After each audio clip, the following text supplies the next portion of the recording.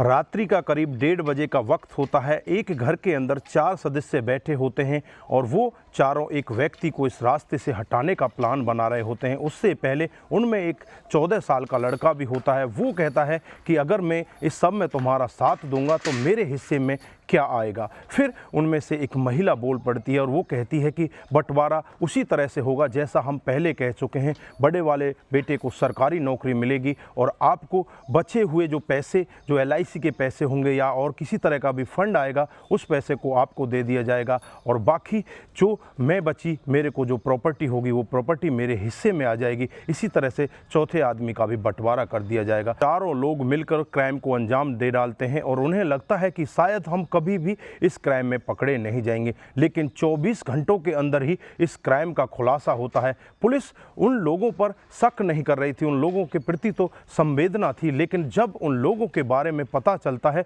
तो एक बार के लिए पुलिस भी दंग रह जाती है। दोस्तों, अगर आप भी पूरा मामला सुनेंगे तो एक बार के लिए आपके पैरों तले जमीन खिसक जाएगी। आइए दोस्तों, जानते हैं पूरा मामला क्या था। नमस्कार, जय हिंद। आप देख रहे हैं APH न्यूज़ राहुल रावत के साथ। तो दोस्तों, आज की जो मैं हकीकत की घटना आपको बताने जा रहा हूं, उत्तर प्रदेश में एक ज़िला पड़ता है मुरादाबाद, इसी का मझौला थाना क्षेत्र है, इसी का खुशहालपुर इलाके की ये हकीकत की घटना है। 6 मई 2023 का वाक़या होता है। कॉलोनी के अंदर एक गार्ड रात को करीब 2 बजे घूम रहा होता है। वो देखता है कि एक घर का दरवाज़ा बाहर से खुला हुआ है, मेन गेट है जो कि खुला हुआ है। उसे देखकर वो एकदम से चौंक जाता है और वहाँ पर शोर मचाने लगता है, लेकिन उसके शोर को अड़ोसी पड़ोसी सुन लेते हैं, लेकिन उस घर में से कोई भी निकल कर नहीं आता। फिर वो लगातार सीटी बजाने लगता है। फिर उस घर में से उस घर की मालकिन एक महिला निकल कर आती है और महिला से यही कहा जाता है कि आपका मेन गेट है वो खुला हुआ है। अब महिला मेन गेट को बंद करने के लिए नीचे की तरफ आती है, जो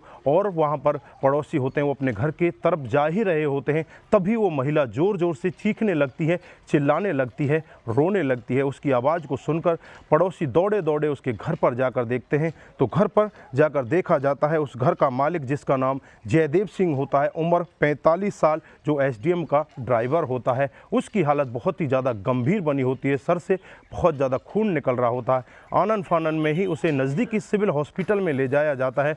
वहाँ जाकर डॉक्टर साहब जब उसका उपचार करते हैं, थोड़ी देर बाद ही उसके प्राण पखेरु उड़ जाते हैं, वो मर जाता है। तुरंत ही 112 नंबर पर कॉल किया जाता है। 112 नंबर की पुलिस वहाँ पर पहुँच जाती है, डेड बॉडी को अपने कब्जे में लेकर अपनी जांच पड़ताल में लग जाती है। अब पुलिस के लिए भी बड़ा सवाल कि इस व्यक्ति को मारने वाला कौन है। पुलिस अपनी तमाम तरह की कोशिशें करती है, आसपास के लोगों से भी बातचीत करती है, जो घर पर सदस्य होते हैं उनके मोबाइल की CDR रिपोर्ट निकाली जाती है, लेकिन पुलिस के हाथ अभी भी खाली होते हैं। फिर पुलिस घर में लगे CCTV कैमरे की जांच पड़ताल करती है तो उस समय CCTV कैमरा बंद होता है। अब बंद CCTV कैमरे को देखकर पुलिस का शक घर वालों के ऊपर जाने लगता है। घर वालों से बातचीत करने लगती है। घर वाले इधर उधर की बातें करते हैं।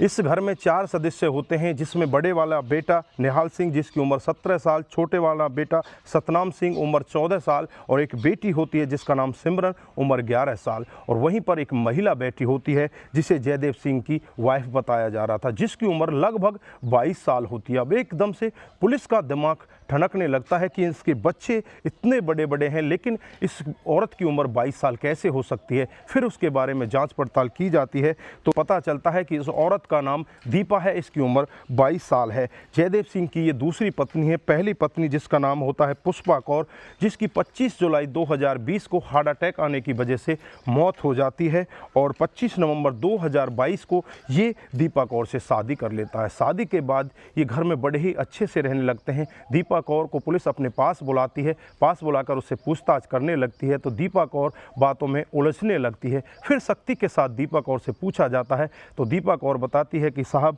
आज होती है शादी के बाद हम अच्छे से रहने लगते हैं। मेरे पति को मेरे ऊपर शक होने लगता है, क्योंकि उसे लगता है कि तू अपने बड़े बेटे निहाल सिंह के साथ अवैध संबंधों में है, इसलिए वो अपने घर में CCTV कैमरा लगा देता है और CCTV कैमरे से रखवाली करने लगता है। CCTV कैमरों को ऑनलाइन कर लेता रहता है और कई बार अपनी ऑफिस में भी चलाया करता है। ऑफिस वाले भी ये सब देखकर उससे पूछ बैठते हैं कि क्या परेशानी है, तू अपने घर पर इतनी पैनी नज़र क्यों रखता है। उस पर जो जयदेव सिंह होता है वो यही कहता है कि साहब ऐसा कुछ नहीं है, बस मैं ऐसे ही फॉर्मली घर की जांच पड़ताल देखता रहता हूं कि घर में चल क्या रहा है। उसके बाद जो बड़े वाला बेटा होता है और पत्नी होती है, उसके साथ में भी वो बहुत बार मार पिटाई करता है, पत्नी को काफ़ी बार मारा करता है। पत्नी से कहा करता है कि तुम्हारे अवैध संबंध हमारे बड़े बेटे निहाल सिंह के साथ हैं।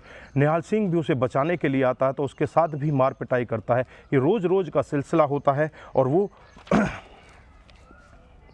इस रोज़ के सिलसिले से घर वाले बहुत ही ज़्यादा परेशान हो जाते हैं। जयदेव सिंह का जो हाल होता है, शाम को डेली शराब पी कर आता है और शराब पी कर आकर अपने घर में झगड़ा किया करता है और वो इतना बड़ा शकी होता है कि उसे अपनी पत्नी के ऊपर बहुत ही ज़्यादा शक होता है। शक की वजह से अपने बड़े वाले बेटे निहाल सिंह को रुद्रपुर पढ़ाई करने के लिए भेज देता है। वो वहीं पर रहकर पढ़ाई करने लगता है। अब जो दीपा कौर होती है बहुत ही ज़्यादा परेशान हो जाती है। अपने मायके में अपने भाई निशु कुमार के पास फ़ोन करती है, उससे कहती है कि भाई आपने मेरे को कहाँ फंसा दिया, मैं कैसे लोगों के बीच में आ चुकी हूँ, यहाँ तो मेरे साथ डेली पिटाई होती है, मेरे पति डेली शराब पी कर आते हैं, मुझे किसी भी प्रकार का कोई सुख यहाँ पर नहीं मिल रहा है, मैं बहुत ज़्यादा परेशान हो चुकी हूँ। इस पर भाई कहता है कि बहन तुम्हें परेशान होने की ज़रूरत नहीं है, मैं तुम्हारे पास आ रहा हूँ। और फिर निशु कुमार अपनी बहन के पास पहुँच जाता है। बाद जो बड़ा वाला भांजा होता है जिसका नाम निहाल सिंह होता है, उसे भी रुद्रपुर से बुला लिया जाता है और सभी बैठकर एक प्लान बनाते हैं। प्लान के तहत ही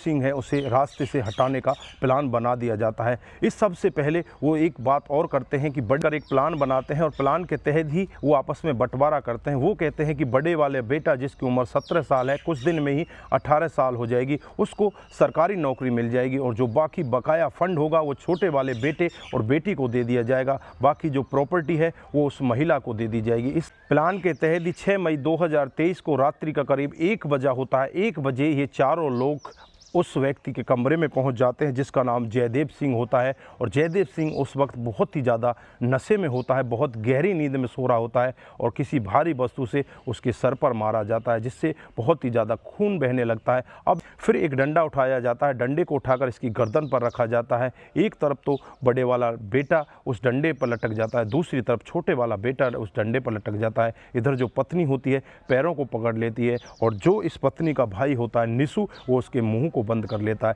चारों मिलकर उसे तड़पा कर वहीं पर मौत के घाट उतार देते हैं। उसके बाद जब रात्रि को करीब 2 बजे के करीब गार्ड वहां पर पहुंचता है तो गार्ड जब गेट को खुला देखता है तो शोर मचाने लगता है। जब जाकर इस सब का खुलासा होता है, ये पूरा मामला सुन रही होती है तो पुलिस के भी एक बार पैरों तले जमीन खिसक जाती है। पुलिस भी सोचने पर मजबूर हो जाती है, जो घर के इतने करीबी होते हैं वही उस घर के सबसे बड़े वाले सदस्य को इस तरह से रास्ते से हटा देते हैं। अब पुलिस एकदम से एक्शन मोड में आती है और इन तमाम 4 लोगों के खिलाफ मामला दर्ज कर इन्हें जेल के अंदर भेज देती है। इस केस की देखरेख कर रहे होते हैं उस जिले के एसएसपी हेमराज सिंह मीना। उनके अंतर्गत एक टीम आती है और पूरी टीम इस केस की देखरेख कर रही होती है। देखरेख करने के बाद वो यही खुलासा करती है कि इसमें इस पति के अवैध संबंध भी होते हैं, कई औरतों के साथ इसके अवैध संबंध भी होते हैं, इसका चाल चलन ठीक नहीं होता।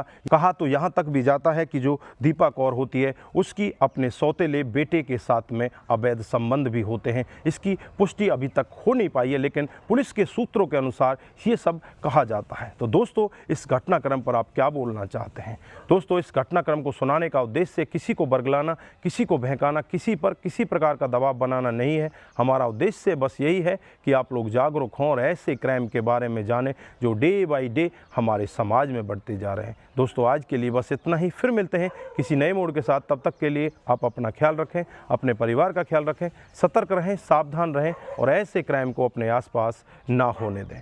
नमस्कार, जय हिंद,